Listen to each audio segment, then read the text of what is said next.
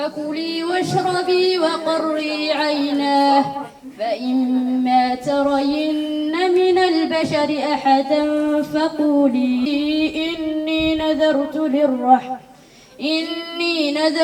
للرحمن صوما. magacaygu waa Samsam Xariir waxaan idin kula hadlayaa afka ardayda dhigata macrifa 3 qaybtan aynu joogno maanta in xaflada ku qabsanayno xaflada balaaran oo Ilaahay maanta inoo suurta galiyay in badan ayaabaan niyada ku haynay inaan qabano alxamdulillah Ilaahay maanta uu inoo suurta galiyay waxaan gaar ahaan mahad celinayaa macallimiinta ardayda waalidiinta dhammaan marti sharafta ka soo qayb gashay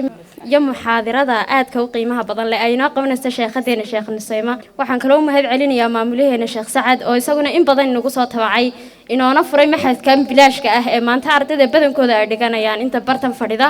in kala fara badan inaan rajaynayo inay nagu soo biiri doonto way wanaagsan tahay in khayrka la isugu yeedhaa maadaama aan lacag leenaga qaadahayno bilaash tahay way wada fiican tahay inaynu ka wada faa'iideysano khayrka marka soo dhawaada baan idin leenahay hawlo aad iyo aad dad mahadsantiina markana waa idin salaamaya ويقول السكين وأباها بالسكين يجي نابا نجاك على أباها ليلا يلا لكن هو يقول والله يا دمانة بما أبوه تو هبل إلى أبوه على الرأي هذا بريته هو يدا برت نفترض حقتين هو حقري أبوه حلي وين وحكم خاصة وفرصتي أبوه تري يا أبوه كبي أبوه ويكن لكن هو يقول والله تستري حرد أما هم بدأت تقول كعبي عتاب هذه يقول بهتلي يقول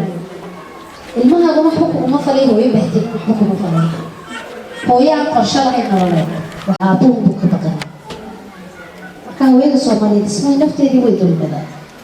haysmulmiyo ismaayaa xalalna samaanta aan u balan ilmaha waa fahmay